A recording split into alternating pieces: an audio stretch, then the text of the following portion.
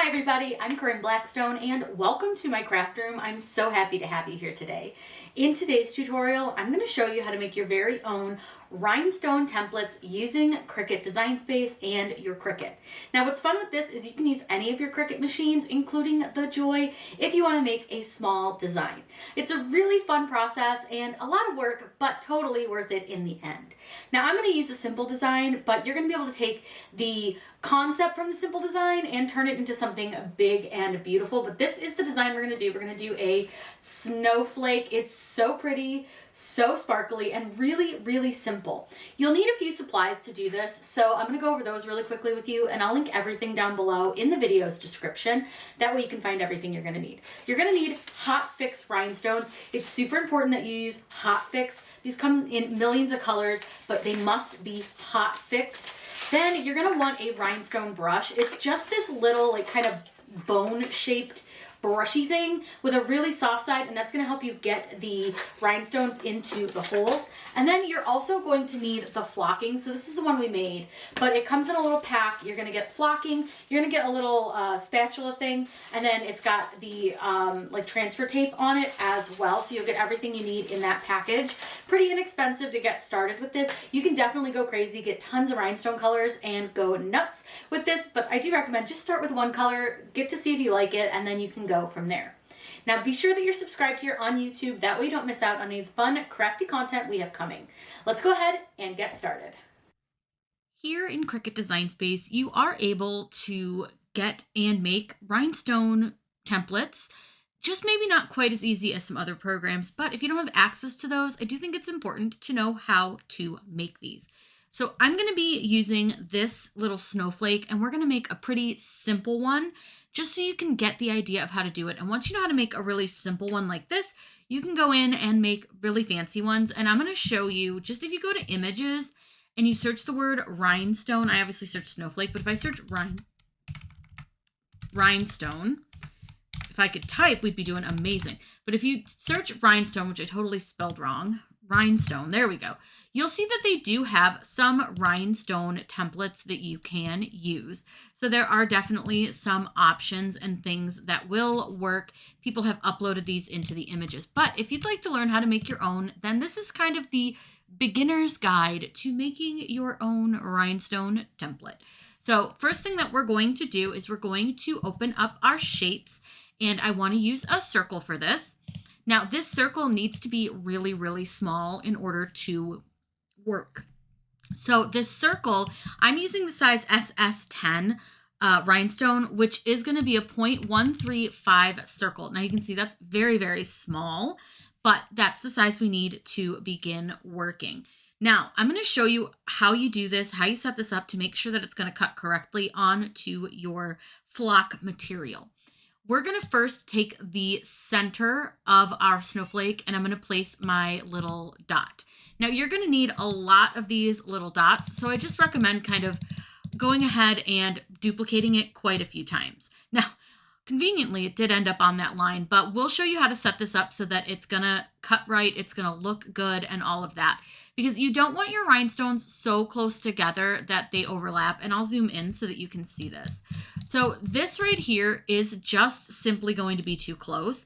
You need to have a little bit of space between your rhinestones so that your flock material won't rip when you take it off the mat.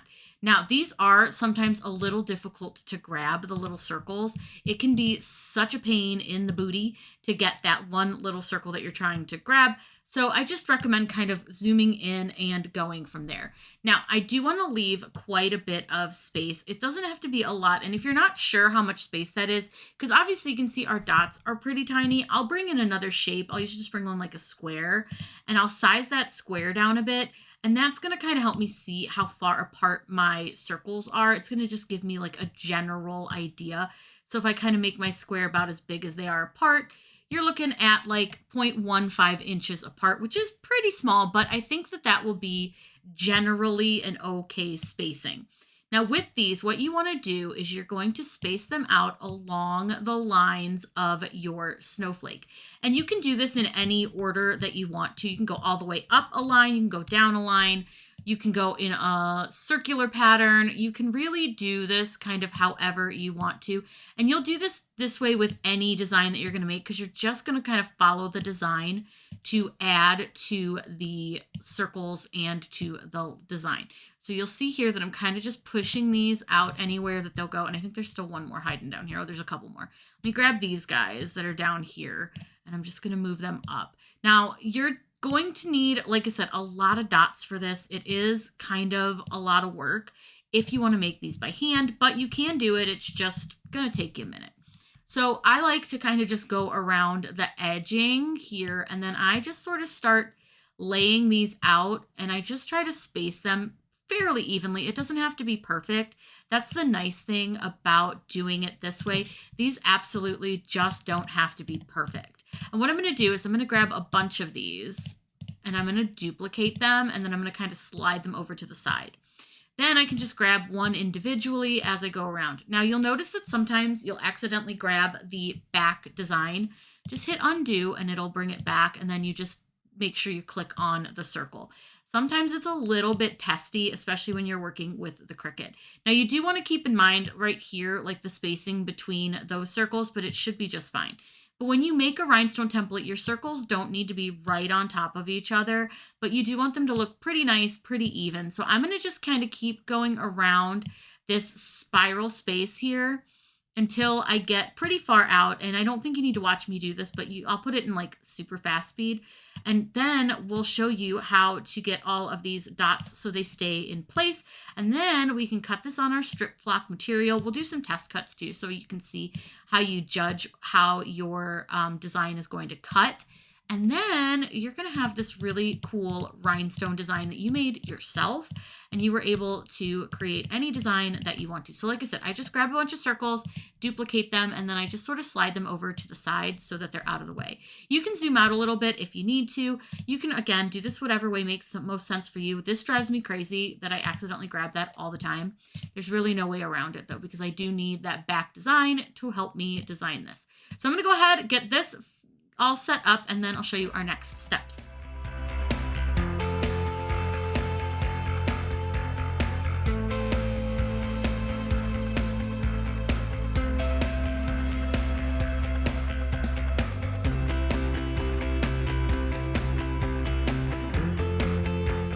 Now that I've got this fully outlined, you can see that we have a few spots where I did take a few liberties, because like this one, I didn't like where it was lined up. So I moved it over a little bit.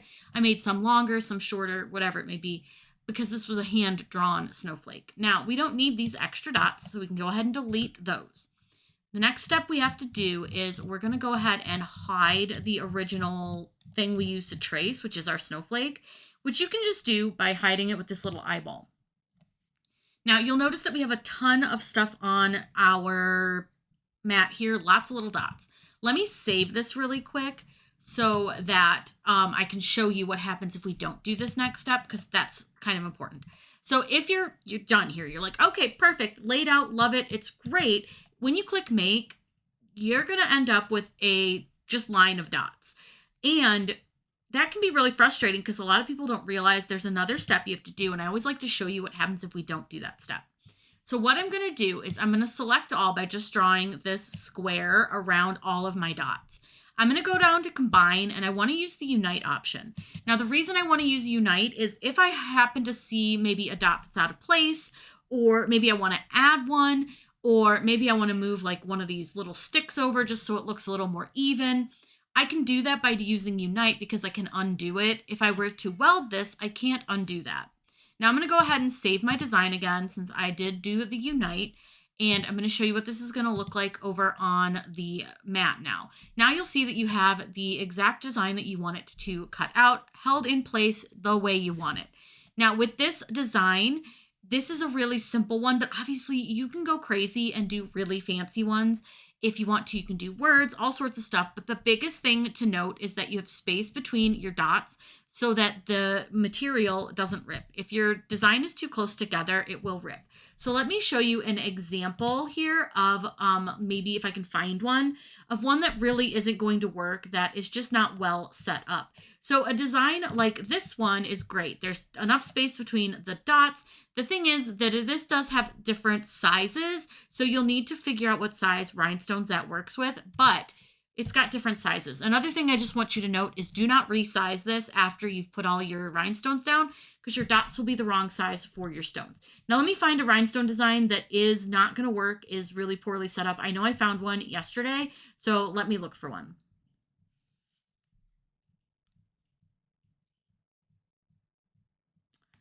This is the one I found yesterday that is just simply not going to work if you're using traditional rhinestones.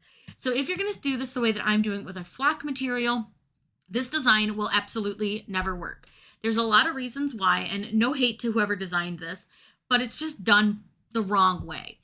In theory, it looks like it would work, but you can see there's a lot of places where your rhinestones are overlapping. You can also see that there's just not a lot of space between each of the stones.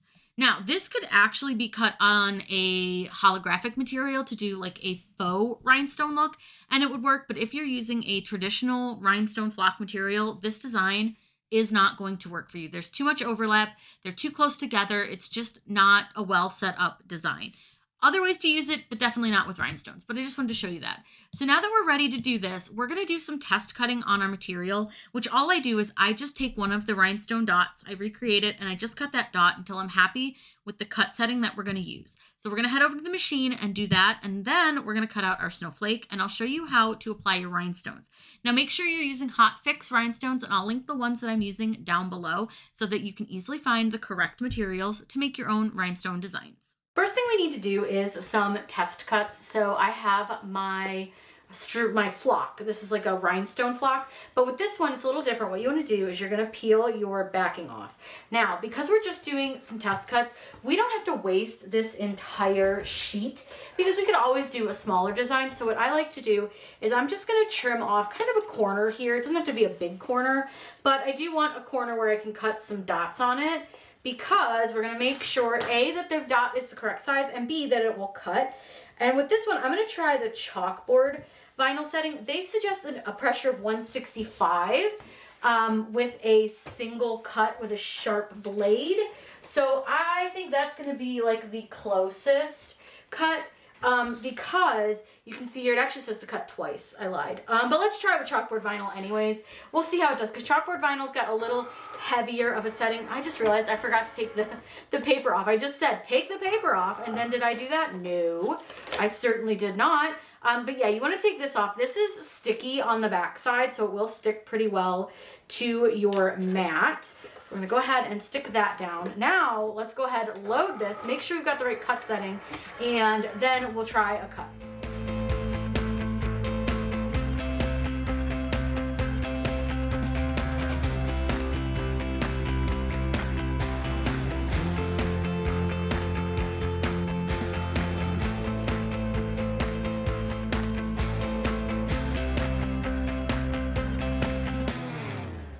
It's just going to cut that really tiny dot, so it should only take just a moment. It is very hard to see, and it definitely did not do anything. So we are going to use a heavier cut setting. So for this, you're always going to want to just do test cuts. And to do a test cut, you just try a material setting, see how it works. I'm actually going to see how this cuts on like what I would cut the strip flock on, which is medium cardstock. It feels very similar to the Caesar Strip Flock Pro, so let's see how that does. And if that does a good job, then we will know that's the setting. But we may just need to try a few things first. Again, it does this very quickly because it's just one tiny circle. And again, I'm not seeing much happening here on our... Oh, look at that. It's just hard to see, but that looks like it cut beautifully. I'm going to cut one more time, and I'm just going to put a couple of dots across here just to make sure that that setting works.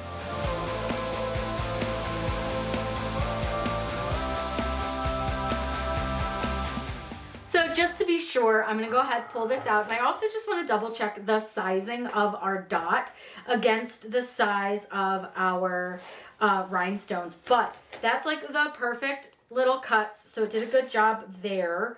It didn't cut the last two, or maybe they did. Oh, they just didn't come off with the other ones. That's okay.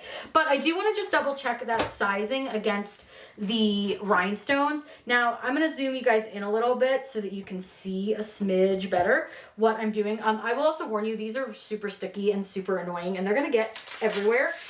So be prepared, because that's the worst part. But I got these by, I don't know, Beads Land or something.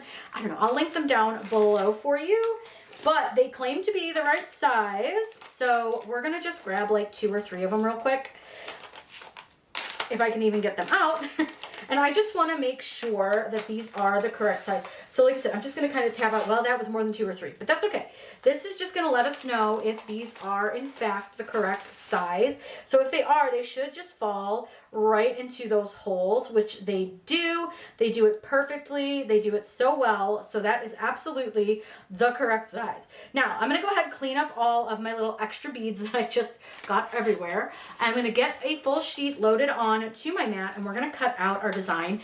Now remember, when you apply this to your mat, you want to make sure that you take off the backing, so this white backing, because you want the sticky part on your mat. Now I will be honest that this did pull a lot of gunk off my mat the last time I used it, but this is a really old Cricut mat, so that's probably why I wouldn't worry too much about a newer mat. When I put this on my mat, I want to make sure that I'm making this go in the portrait versus the landscape, because of the way that I have my design. Now if I could stop struggling to remove the back, we'd be doing great. So I personally am going to just sort of put it on like this, like I would do with a laminate.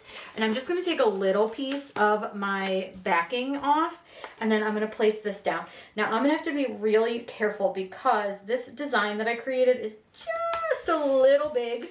It's just like going to barely fit on the edges of this. So hopefully it'll fit fine as long as I kind of get this put correctly. So I'm going to lay this down. You want to make sure there's no bubbles or anything like that under it. So you just lay it down nice and smooth. Now I'm going to cut this again on the medium cardstock setting. Now I need to make sure that my machine connected. I'm ready to load this into the machine. Again, we're cutting this on the medium cardstock setting. There's not a ton of dots, but there are quite a few, so it will take a little while to cut, but it shouldn't take too terribly long. And then I'll show you our next steps.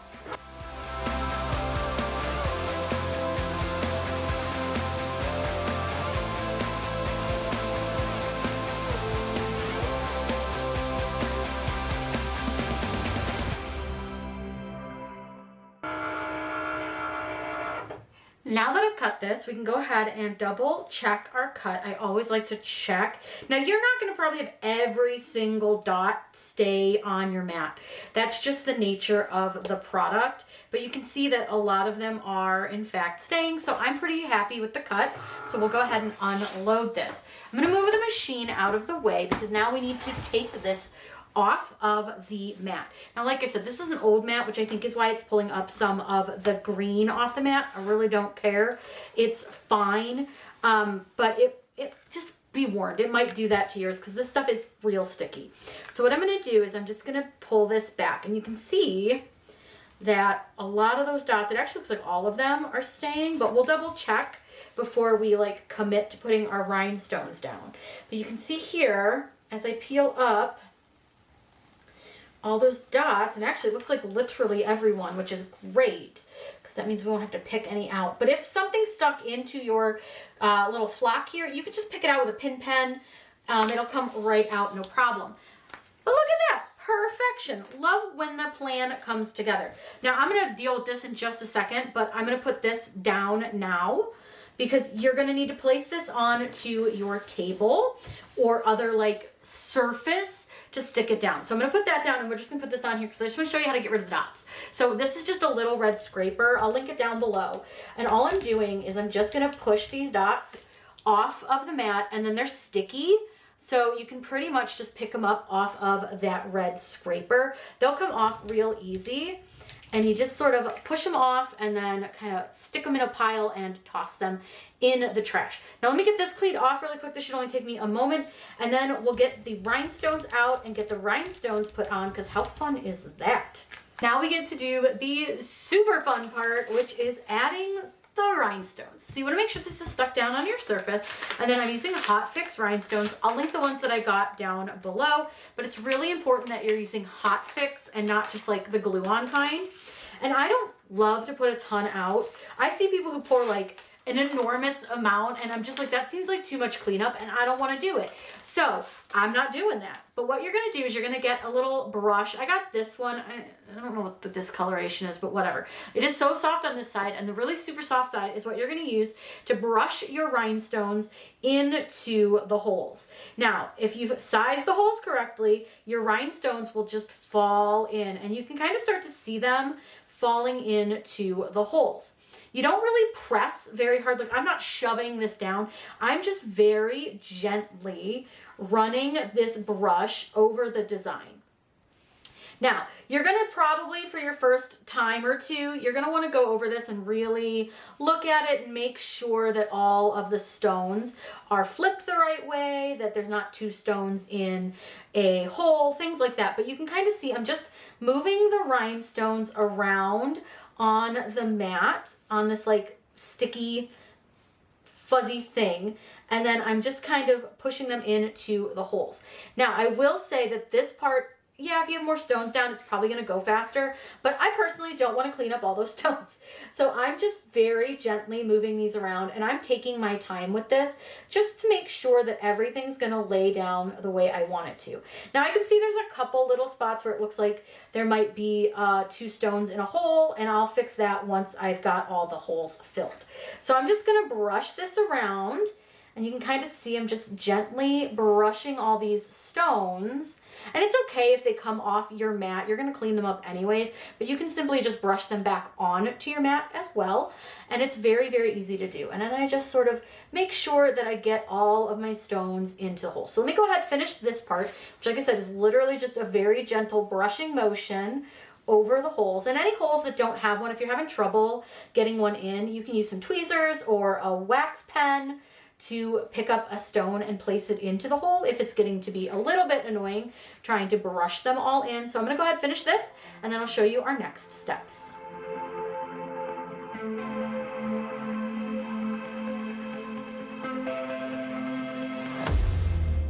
So now that I've got all the gems in, and I know it's really hard to see, they're pretty close to the same color as my little flock here, but they're just this really pretty blue. So I'm gonna go ahead and put these back into the container. Now I do see I've got one little guy right over here that's gonna cause me some problems. So I just go through and I just really inspect this to make sure that there's no gems out of place, everybody's flipped the right way. And then I'm gonna go ahead and put the gems, the leftover gems, back in to the container because you don't want to lose them. They're, you know, still good. And then we're gonna get the flock, the little like carrier sheet, the transfer tape, if you will, and we'll do the next step. Once you've gotten your gems all put down, you're going to use this carrier sheet. Comes with your flock. And all you simply have to do is just treat this like transfer tape. That's really all this is. This is a super sticky plastic. And you can trim this down if you want to. I'm not going to bother. But you'll see that you've got this super sticky plastic. I'll be honest with you, this is not my favorite step. This step always makes me nervous. But you want to just sort of set it down. I mean, I don't know how else to say it other than just set it down. You want it to cover your entire design, but you need to set it down pretty confidently. And see that I didn't, because all of my gems went everywhere. Now, if that happens, that's super annoying. I'm going to redo it just because I'm unhappy with the way that that happened up here at the top. So if you don't love the way it came out, that's okay. Guess what you can do? You can super easily just start over. If you're unhappy with it, that's totally okay. You can just scrape them off. But honestly, I think if I just adjust them a little bit by hand, they'll be fine. So we're going to do that instead of wasting an entire time of my life here. They're not too off. I see two that fell, and I just have like one or two that are a little bit off-centered. So I'm going to go ahead and just pop this one and move it, and then this one got missed. So easy enough. They're fine. Now that I'm really looking at them, they're totally fine. Not worried about it. So we're just going to replace the two that kind of came off the wrong direction. And all I'm going to do is put them back down. Listen, nobody's perfect. It happens. It's not the end of the world. And that's sort of the nice thing about doing kind of a little more of an abstract version of this, is I can just very easily fix this. Now, you want to make sure that you are gentle with your sheet, and we're going to get our shirt ready, get that on the press. I'm going to pre-press the shirt just to press out any wrinkles, and then we will have our little snowflake. Now, just like when you press any other product, you want to line that up onto your shirt. So I'm going to take the carrier sheet here, and I do have to flip this over. Now this is so sticky, so you want to be pretty confident with your stick. And I'm putting this on black because I think that the blue gems will stand out really nicely against the black. And I'm going to go a little higher up on the collar just because this is a little bit of an awkwardly shaped shirt. And I think that actually looks pretty good. So I'm going to press it down so that it is good to go. Now I'm going to move this over to my press. And to do that, I'm going to fold my shirt over that design because I just don't want it to shift or anything. So I like to give it a good fold so that it's just a little square that I carry over. And while the press is heating up, we do press that at 345-ish degrees for about 10 to 15 seconds. Now, you can actually save this to use again because these are completely reusable. Plus, you can put a smaller design on the end here. So all you have to do, make sure you save your backing, and you can just peel this up off of your table or whatever you stuck it to. And we're going to go ahead and pull that off. And then you can just put this right back on to your backing piece. I'm going to try to get it lined up best I can. And then you just press it down. And now you've got a saved rhinestone template that you can use over and over again, which is really nice about these because they're completely reusable. So I'm going to let my heat press heat up. I'll take you guys over there and show you pressing the gems. We're ready to press our gems onto our shirt. So again, all I've done is set my heat press to 345 degrees, and it's gonna go for about 15 seconds. Now I do use a fairly firm pressure for this, so we'll go ahead and let this heat up, and I don't know if this is hot or cold peel, so we're gonna find out together. Once it's done, go ahead and lift up that press. Now, like I said, we're going to find out together whether this is a hot or a cold peel product because it didn't say on the listing, so I'm not sure. I'm going to say probably hot. It probably wouldn't matter, honestly. I think it doesn't matter because it's sticking just fine. Oh, it's so fun. So cute. And we made this whole design ourselves. I'll let this cool down, and I want to get you guys an up-close view so you can really see the gems. These rhinestones came out so pretty, and it was really fun to make. I can't wait to make some more detailed designs. I think if you want to get started with making rhinestones, do something a little simple. And as you see how easy it is to do something simple, I think it'll make doing something a little more complicated easier as well. If you have any questions, as always, please let me know in the comments down below. I've linked everything I used for this video in the description as well to help you out. That way you make sure you're buying all the right stuff so that you can make sure your project comes out successfully. I hope you all have a wonderful day, and as always, happy crafting.